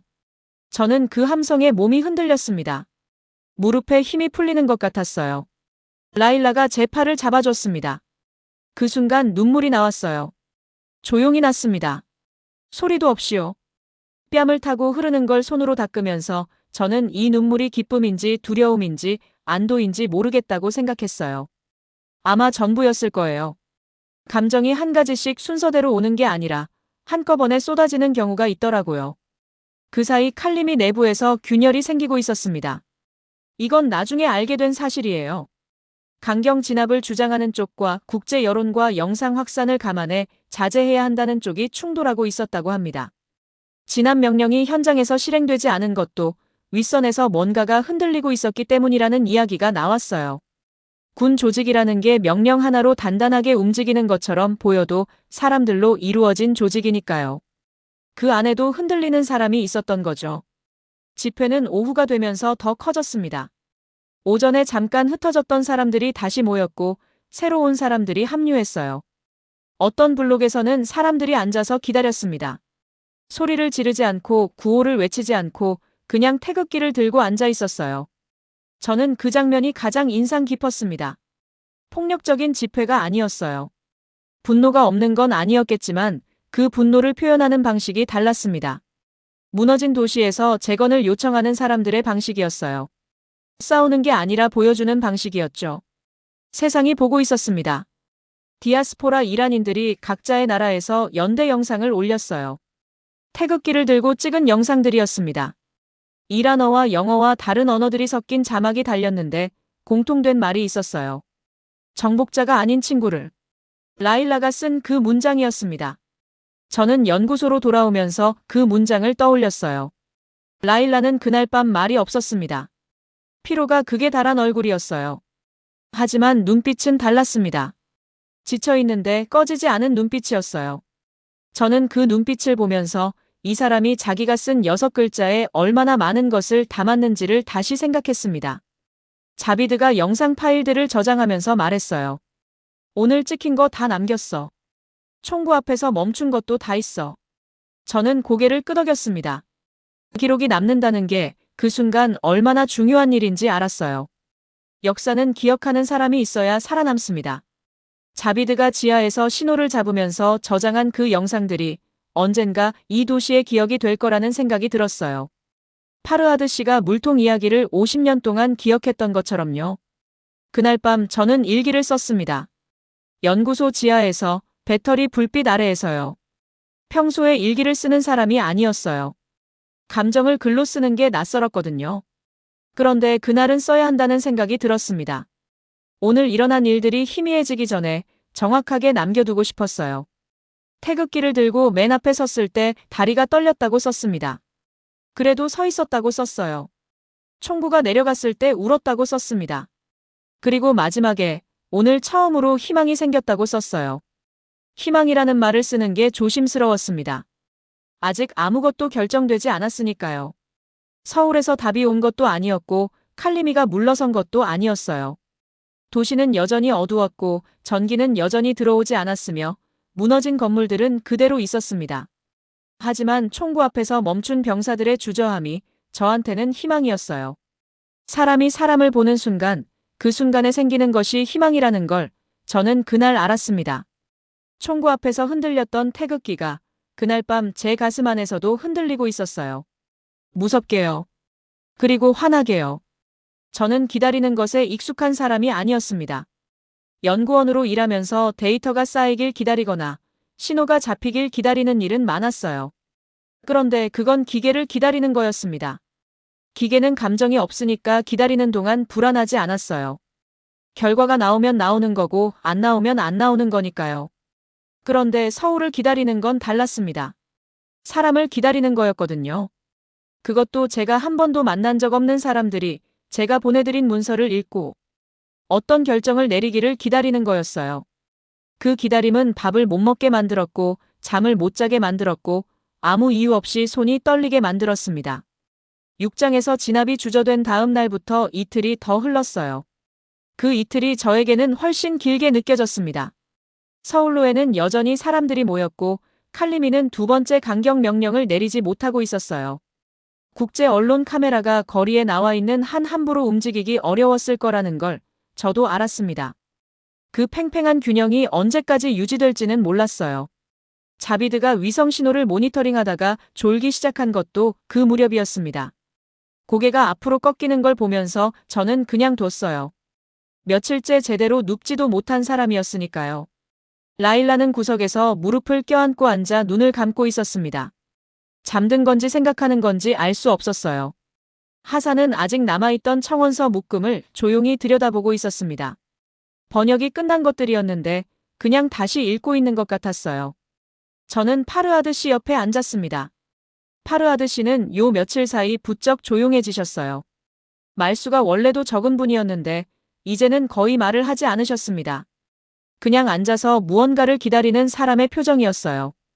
저는 그 표정이 어떤 마음인지 알 것 같았습니다. 50년을 기다려온 사람의 표정이었으니까요. 무서우세요? 제가 작은 목소리로 물었어요. 파르하드 씨가 잠깐 저를 보더니 말했습니다. 이제는 안 무서워요. 다 써버렸어. 저는 그 말이 무슨 뜻인지 바로 이해했어요. 무서움도 쓰다 보면 바닥이 나는 거라는 걸 저도 며칠 사이에 알았으니까요. 바닥이 나고 나면 그 자리에 다른 무언가가 들어옵니다. 체념이 되기도 하고 평온이 되기도 해요. 파르하드 씨한테는 평온이 들어온 것 같았습니다. 신호가 들어온 건 오후 2시가 넘었을 때였어요. 자비드가 갑자기 고개를 들었습니다. 졸다가 깬 게 아니었어요. 무전수 신음을 들은 거였죠. 그가 헤드폰을 귀에 갖다 대더니 눈이 커졌습니다. 나비드 씨. 목소리가 달랐어요. 저는 벌떡 일어났습니다. 뭔데? 한국 채널이야. 공식 채널로 신호 왔어. 라일라가 눈을 떴습니다. 하산이 청원서를 내려놓았어요. 파르하드 씨가 천천히 몸을 일으켰습니다. 아무도 말하지 않았어요. 지하실이 숨을 참는 것처럼 조용해졌습니다. 자비드가 수신 버튼을 눌렀어요. 처음엔 잡음이었습니다. 지지직 거리는 소리가 났고 저는 그 소리가 영원히 계속될 것 같은 느낌이 들었어요. 그러다가 목소리가 들렸습니다. 영어였어요. 또렷하고 차분한 목소리였는데 첫 문장을 듣는 순간 저는 그 자리에서 굳었습니다. 공식 응답이었어요. 대한민국 정부의 공식 입장이라는 말이 먼저 나왔고 이란 시민들의 요청을 접수했다는 말이 나왔습니다. 그리고 인도적 재건 지원 방침을 결정했다는 말이 나왔어요. 저는 그 다음 문장부터 잘 기억하지 못합니다. 귀가 먹먹해졌거든요.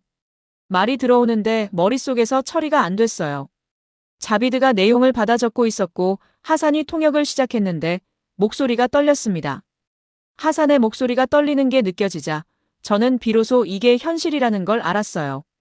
공병대가 온다고 했습니다. 전기와 수도를 복구할 기술 인력이 온다고 했어요. 의료팀이 온다고 했습니다. 치안 교육을 지원한다고 했어요. 군사 목적이 아닌 순수 인도적 재건 지원이라고 명확히 밝혔고 국제사회에도 그 목적을 공개하겠다고 했습니다. 총 대신 연장이었어요. 정확히 그 말대로였습니다. 라일라가 소리를 냈어요. 울음인지 웃음인지 구분이 안 되는 소리였습니다. 그녀가 두 손으로 얼굴을 감쌌어요. 어깨가 흔들렸습니다. 저는 손을 뻗어 그녀의 등에 올렸어요. 아무 말도 하지 않았습니다. 말이 필요 없었거든요. 하산이 통역을 마치고 나서 잠시 침묵이 있었습니다.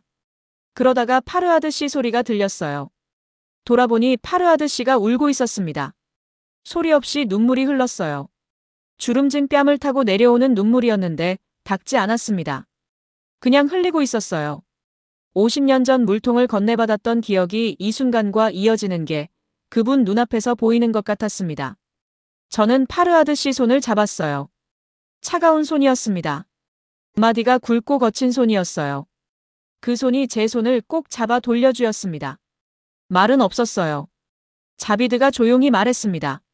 서울로 쪽 영상 들어온다. 화면을 봤어요. 발표 소식이 서울로에 퍼진 것 같았습니다. 사람들이 소리를 지르고 있었어요. 어떤 사람들은 서로 껴안았고 어떤 사람들은 그 자리에 주저앉았습니다. 태극기를 들고 위아래로 흔드는 사람도 있었어요. 카메라가 흔들렸습니다. 찍는 사람도 울고 있는 것 같았어요. 저는 그 화면을 보면서 이상한 감각을 느꼈습니다. 기쁨이었는데 조용한 기쁨이었어요. 폭발하는 기쁨이 아니라 뭔가 단단한 것이 가슴 안에 내려앉는 기쁨이었습니다. 눈물이 나오기는 했어요. 뺨에 닿는 게 느껴졌는데 닦을 생각이 들지 않았어요. 그냥 있었습니다. 라일라가 얼굴을 감싸고 있던 손을 내리며 말했어요. 우리가 해냈다. 목소리가 갈라졌습니다. 갈라진 채로 그 말이 나왔어요. 저는 그 목소리가 지금도 귓속에 남아 있습니다. 우리가 해냈다는 말이요. 우리가 라는 단어가요. 서울로에서 처음 태극기를 들고 나온 사람이 우리였고 전기도 없는 지하에서 청원서를 번역한 하산이 우리였고 종이에 손 떨리며 글을 쓴 수백 명이 우리였고 50년 전 기억을 간직해온 파르하드 씨가 우리였습니다. 우리가 해냈다는 말은 그 모든 사람을 부르는 말이었어요. 그날 저녁 서울로에서 두 번째 영상이 들어왔습니다. 낮의 영상과는 분위기가 달랐어요. 환호가 잦아든 자리에 사람들이 조용히 앉아 있었습니다. 누군가 작은 불을 피워놓은 것 같았어요. 불빛 아래에서 사람들이 손에 들고 있던 태극기를 바라보고 있었습니다. 그 장면이 고요했어요. 저는 그 고요함이 무슨 의미인지 알았습니다. 다 쏟아낸 뒤에 고요였어요. 울고 나서, 소리치고 나서, 두려워하고 나서, 기다리고 나서 오는 고요였습니다. 그 안에 슬픔도 있었고 감사도 있었고 아직 끝나지 않은 걱정도 있었겠지만 그 모든 게 지금은 조용히 내려앉아 있었어요. 발표가 나고 나서 칼리미는 침묵했습니다. 공식 반응이 나오지 않았어요. 반박도 없었고 동의도 없었습니다. 그냥 조용했어요. 저는 그 침묵이 어떤 의미인지 정확히 알 수 없었습니다. 균열이 더 깊어진 건지, 포기한 건지, 다음 수를 생각하는 건지요. 하지만 그 침묵이 적어도 총소리는 아니라는 걸 저는 알았습니다. 그것만으로도 충분했어요. 그날은요. 발표문의 마지막 문장이 뒤늦게 전해졌습니다. 하산이 번역하다가 멈추더니 다시 읽었어요. 그러다가 저를 봤습니다. 이거 어떻게 옮겨야 할지 모르겠어요. 제가 원문을 받아봤어요. 영어로 된 공식 발표문의 마지막 줄이었습니다. 저는 천천히 읽었어요. 홍익인간은 구호가 아니라 소임이다. 저는 그 문장을 보면서 오랫동안 가만히 있었습니다. 홍익인간이라는 말이 무슨 뜻인지는 나중에 찾아봤어요. 널리 사람을 이롭게 한다는 뜻이라고 했습니다. 한국의 건국 이념이라고도 했어요. 수천 년 된 말이었는데 그 말이 이란 시민의 청원서에 응답하는 공식 발표문 마지막 줄에 들어와 있었습니다. 구호가 아니라 소임이라는 말이요. 말로 내거는 게 아니라 몸으로 하는 거라는 뜻이었습니다. 1973년에 사막에서 땀 흘리며 도로를 놓은 사람들이 그걸 몸으로 보여준 것처럼 지금도 그 방식으로 오겠다는 말이었어요. 저는 그 문장을 하산한테 돌려주면서 말했어요. 그대로 옮겨요. 이 문장은 번역이 필요 없어요. 하산이 고개를 끄덕였습니다. 그날 밤 저는 연구소 옥상에 올라갔어요. 처음 폭격 소리를 들었던 날 밤 이후로 처음 올라간 거였습니다. 하늘이 맑았어요. 전기가 아직 완전히 들어오지 않아서 도시가 어두웠는데 오히려 그래서 별이 잘 보였습니다. 테헤란 하늘에서 이렇게 별을 본 게 언제였는지 기억이 나지 않았어요. 아버지 사진을 들고 올라갔습니다. 1973년 서울로 건설 현장 사진이었어요. 흑백이라 별빛 아래에서는 잘 보이지 않았지만 그냥 손에 들고 있었습니다. 사진 속 사람들이 이 순간을 알았을까 하는 생각이 들었어요. 자기들이 판 그 길이 50년 뒤에 이런 의미를 갖게 될 줄, 자기들이 건넨 물 한 통이 이런 기억으로 남을 줄을요. 몰랐겠죠. 그냥 그날 할 일을 했을 거예요. 더운 날 땅을 팠고 목마른 사람에게 물을 건넸을 거예요. 거창한 이유가 있었던 게 아니라 그냥 그게 사람이 할 수 있는 일이었으니까요. 저도 그랬습니다. 거창한 계획이 있었던 게 아니었어요. 연구소 지하에서 신호를 잡으려 했고 기록을 남기려 했고 손 떨리며 쓴 글들을 먼 나라에 전하려 했을 뿐이었습니다. 그게 어디까지 흘러갈지 몰랐어요. 지금도 다 끝난 게 아니에요. 재건팀이 도착해도 도시를 고치는 데는 오랜 시간이 걸릴 거고 정치적 긴장이 완전히 풀리지도 않을 거고 상처가 아물려면 더 많은 날이 필요할 겁니다. 그런데 오늘 문이 열렸습니다. 그게 중요했어요. 결과가 아니라 방향이요. 방향이 생긴 것만으로 오늘은 충분했습니다. 옥상에서 내려오는데 라일라가 계단 입구에 서 있었어요. 올 것 같아서 기다렸다고 했습니다. 저는 웃었어요. 우리는 나란히 서서 도시를 내려다봤습니다. 어두운 도시였지만 군데군데 불빛이 보였어요. 사람들이 저마다 작은 불을 켜놓은 것들이었습니다. 촛불이거나 랜턴이거나 모닥불이었겠죠. 라일라가 말했어요. 무서웠어. 사실. 저는 고개를 끄덕였습니다. 나도. 그래도 잘했어, 우리. 저는 그 말에 아무 대꾸를 하지 않았어요. 할 말이 없어서가 아니라 그냥 그 말이 충분해서였습니다. 잘했어, 우리. 그 말이 그날 밤 제가 받은 가장 큰 것이었어요. 도시 어딘가에서 아이가 우는 소리가 들렸다가 그쳤습니다. 바람이 지나갔어요. 내일 재건팀이 올 거라는 생각이 들었습니다. 도구를 들고요. 연장을 들고요. 그리고 그 사람들이 도착하는 서울로의 아침이 50년 전 그 길을 처음 닦던 사람들의 땀과 어딘가에서 이어지고 있다는 생각이 들었어요. 씨앗은 오래전에 심어져 있었습니다. 꽃이 피는 건 이제 시작이었어요. 저는 전기가 들어오는 순간을 잊지 못합니다. 소리가 먼저였어요. 건물 어딘가에서 윙하는 낮은 소음이 들리더니 지하 형광등이 깜빡였습니다. 한 번, 두 번. 그러다가 켜졌어요. 아무 장식도 없는 차가운 형광등 불빛이었는데 그 순간만큼은 세상에서 가장 아름다운 빛이었습니다. 라일라가 눈을 찡그리며 천장을 올려다봤어요. 자비드는 자리에서 일어나 두 팔을 번쩍 들었습니다. 아무 말도 없이요. 저는 그냥 그 빛을 바라봤어요. 오랫동안요. 눈물이 날 것 같았는데 나지 않았습니다. 감정이 너무 크면 오히려 몸이 반응을 못하는 것 같았어요. 그냥 가슴 한쪽이 묵직하게 내려앉는 느낌이었습니다. 빛 하나가 이렇게 사람을 흔들 수 있다는 걸 저는 그날 처음 알았어요. 한국 재건팀이 테헤란에 도착한 건 공식 발표가 난 지 나흘 뒤였습니다. 저는 공항까지 나가지는 않았어요. 도시 곳곳이 아직 정리되지 않은 상태였고 이동이 자유롭지 않았거든요. 대신 자비드가 잡아온 영상으로 봤습니다. 수송기에서 내리는 사람들이었어요. 작업복 차림이었고 장비가 담긴 케이스를 들고 있었습니다. 군복이 아니었어요. 총을 들고 있지 않았습니다. 연장을 들고 왔어요. 저는 그 영상을 보면서 청원서에 그 문장을 쓴 사람들 생각이 났어요. 전기도 없는 지하에서 손을 떨며 글을 썼을 그 사람들이요. 그 사람들이 원한 게 정확히 이거였습니다. 화면 속 사람들이 들고 내리는 케이스 안에 그 대답이 들어있었어요. 재건팀이 서울로 인근에 임시 거점을 차린 건 도착 다음 날이었습니다. 저는 라일라 하산과 함께 그쪽으로 걸어갔어요. 아침이었고 공기가 아직 차가웠습니다. 길바닥에 유리 파편들이 남아 있었고 건물 한쪽이 무너진 자리에 잔해가 쌓여 있었어요. 도시가 닫힌 모습이 그대로였습니다. 그런데 그 사이를 사람들이 걸어다니고 있었어요. 며칠 전만 해도 텅 비어있던 골목에 사람들이 나와 있었습니다. 살아있다는 게 원래 이런 모습인지도 모른다는 생각이 들었어요. 임시 거점은 서울로 입구 근처 빈 건물에 차려져 있었습니다. 간판도 없었고 깃발도 없었어요. 그냥 사람들이 안에서 일하고 있었습니다. 문이 열려 있었고 들어서자마자 발전기 소리가 들렸어요. 안에서 누군가 무전기로 교신하고 있었고 한쪽 벽에는 테헤란 지도가 붙어 있었습니다. 빨간 표시들이 여기저기 찍혀 있었는데 수도관이 끊긴 곳, 전력망이 손상된 곳들이었어요. 저는 그 지도 앞에서 잠깐 멈췄습니다. 제가 지난 몇 주 동안 모니터링하던 신호들이 저 빨간 점들이었거든요. 숫자와 그래프로만 보던 것들이 지도 위에 점이 됐고 이제 그 점들에 사람이 붙어서 움직이고 있었습니다. 데이터가 현실이 되는 순간이었어요. 팀장이 다가왔어요. 40살 안팎으로 보이는 남자였습니다. 이름은 김 팀장이라고 했어요. 한국어로 먼저 말하다가 영어로 바꿨는데 목소리가 차분하고 낮았습니다.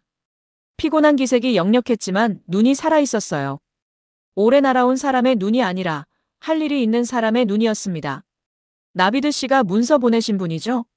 저는 고개를 끄덕였어요. 그가 잠깐 저를 바라봤습니다.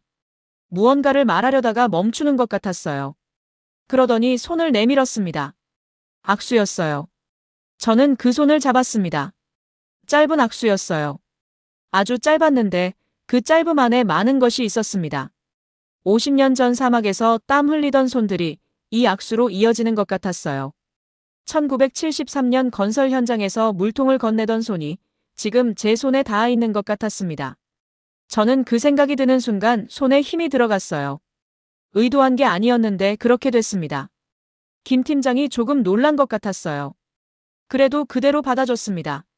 라일라가 제 옆에서 조용히 웃었어요. 들릴 듯 말 듯한 웃음이었습니다. 그날 오전부터 일이 시작됐어요. 재건팀은 크게 세 파트로 나뉘어 움직였습니다. 전력팀이 먼저 송전 손상 구간 파악에 나섰고 수도팀이 단수 구역을 직접 확인하러 골목으로 들어갔어요. 의료팀은 임시 진료소 설치 장소를 알아보러 움직였고요. 저는 전력팀에 붙어서 지역 안내를 맡았습니다. 제가 몇 주간 모니터링한 신호 데이터가 현장 파악에 도움이 됐거든요. 골목골목을 걸으면서 저는 이 도시를 다시 봤어요. 폭격이 나기 전에는 당연하게 여기던 것들이 보였습니다. 가로등 기둥이 반쯤 쓰러져 있었고 가게 셔터가 구겨진 채 내려져 있었어요. 골목 어귀 공중전화가 박살나 있었고 아이들 놀이터 미끄럼틀이 잔해에 파묻혀 있었습니다. 하나하나가 누군가의 일상이었던 것들이었어요. 전력팀 막내가 그것들을 빠르게 사진으로 찍으며 따라왔습니다. 26살쯤 돼 보이는 청년이었어요. 이름이 박대리라고 했는데 메모를 하는 속도가 빨랐고 질문을 많이 했습니다. 이 골목 주민이 몇 명인지, 이 건물이 몇 층인지, 근처에 병원이나 학교가 있는지를요. 숫자를 묻는데 눈빛이 진지했어요. 숫자 뒤에 사람이 있다는 걸 알고 있는 눈빛이었습니다. 저는 그 청년을 보면서 아버지 수첩 속 이름들을 생각했어요. 50년 전에도 이런 청년들이 있었겠죠. 메모를 하고 질문을 하고 숫자 뒤에 사람을 보던 청년들이요. 그들이 팠던 길이 서울로가 됐고 서울로가 50년을 버텨서 이 청년이 다시 그 길에 서게 됐습니다. 역사가 원래 이렇게 이어지는 건지도 모르겠어요. 누가 계획한 게 아니라 손과 손이 이어지면서요. 오후에 수도가 일부 복구됐습니다. 서울로 남쪽 구역이었어요. 수도팀이 파열된 주 배관을 임시 연결한 거였는데 저는 그 소식을 무전으로 들었습니다. 무전을 받는 순간 걸음을 멈췄어요. 골목 끝에서 소리가 들렸습니다. 물소리였어요. 수도꼭지에서 물이 나오는 소리가 골목을 타고 왔습니다. 그리고 그 뒤에 사람 소리가 들렸어요. 환호도 아니고 울음도 아닌 뭔가 북받쳐서 나오는 소리였습니다. 저는 그쪽으로 걸어갔어요. 할머니 한 분이 수도꼭지 앞에 서서 두 손으로 물을 받고 있었습니다.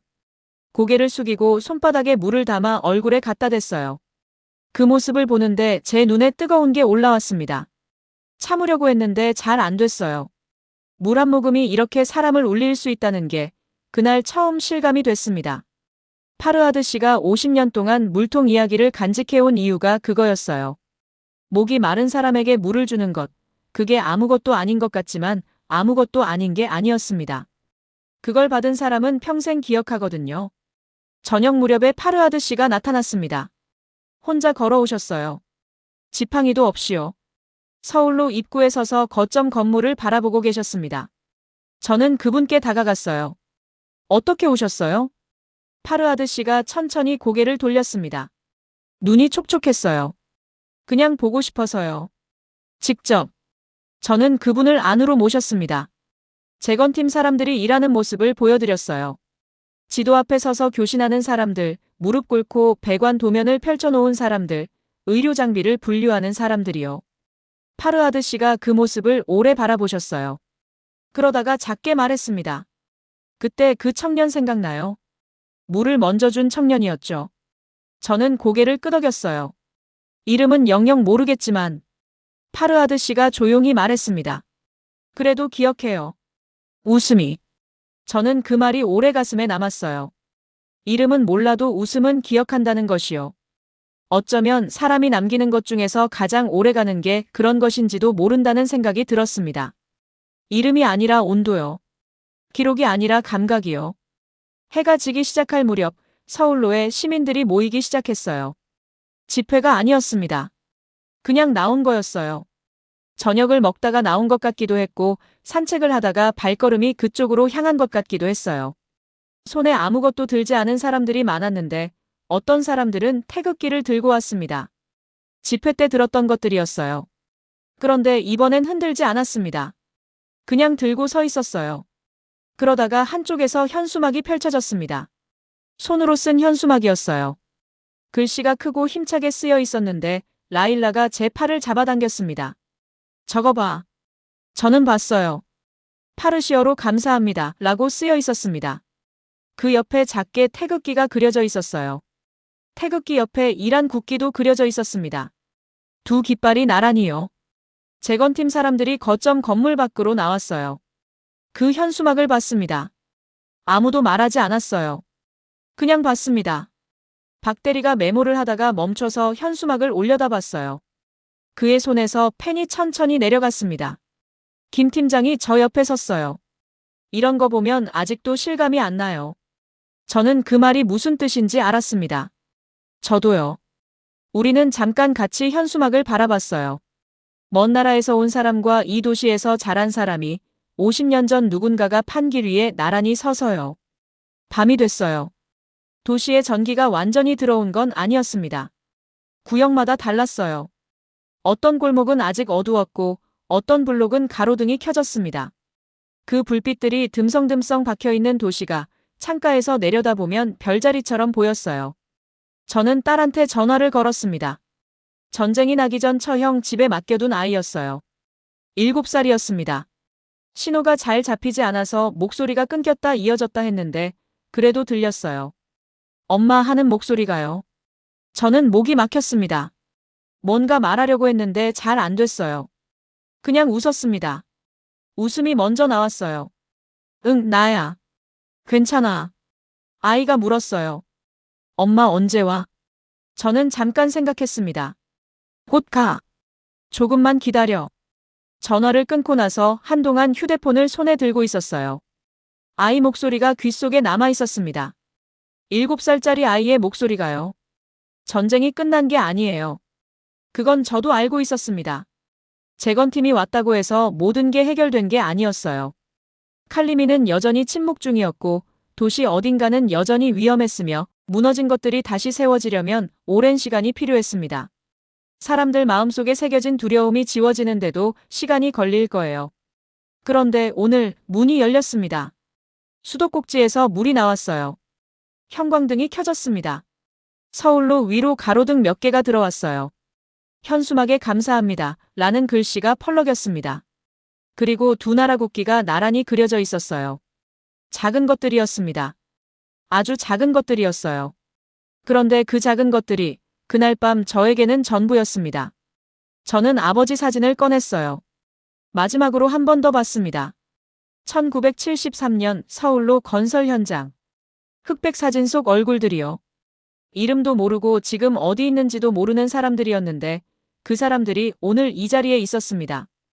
형태는 달랐지만요. 재건팀 작업복 안에 박 대리의 빠른 메모 속에 김 팀장의 차분한 눈빛 안에 있었어요. 씨앗은 50년 전에 심어졌습니다. 물을 준 사람은 이미 이름도 잊혔어요. 땅을 판 사람들은 늙었거나 세상을 떴겠죠. 그런데 그 씨앗이 자라고 자라서 폭격맞은 도시의 봄에 꽃이 됐습니다. 라일라가 들어왔어요. 얼굴이 많이 피곤해 보였지만 눈이 맑았습니다. 그녀가 창가에 앉더니 저를 봤어요. 이제 좀 쉬어야 할 것 같아. 저는 웃었습니다. 그러게. 라일라가 창밖을 내다봤어요. 그래도 잘 됐다, 진짜로. 저도 창밖을 봤습니다. 가로등이 켜진 서울로가 보였어요. 사람들이 아직 몇 명 서 있었습니다. 이제 태극기를 든 사람은 없었어요. 그냥 그 자리에 서 있는 사람들이었습니다. 돌아갈 준비를 하는 사람들이요. 저는 그 골목에서 50년 전을 봤어요. 땅을 파던 손들을요. 물통을 건네던 웃음을요. 그리고 그 위에 지금을 봤습니다. 연장을 들고 내린 사람들을요. 현수막에 적힌 감사를요. 수도꼭지에서 두 손으로 물을 받던 할머니의 구분 등을요. 그 꽃의 이름을 저는 알고 있었습니다. 50년 전 씨앗을 심은 사람들의 나라. 물을 먼저 건넨 청년의 나라. 총 대신 연장을 들고 온 사람들의 나라. 대한민국이었습니다. 전기가 끊기고 물이 멈추고 하늘이 찢어지던 새벽에도 그 이름이 이 도시 어딘가에 살아있었습니다. 도로 이름으로요. 노인의 기억으로요. 손 떨리며 쓴 청원서 안에서요. 그리고 오늘 밤 그 이름이 가로등이 됐습니다. 서울로 위로 불빛이 들어왔어요. 작고 흔들리는 불빛이었지만 켜져 있었습니다. 그걸로 충분했어요.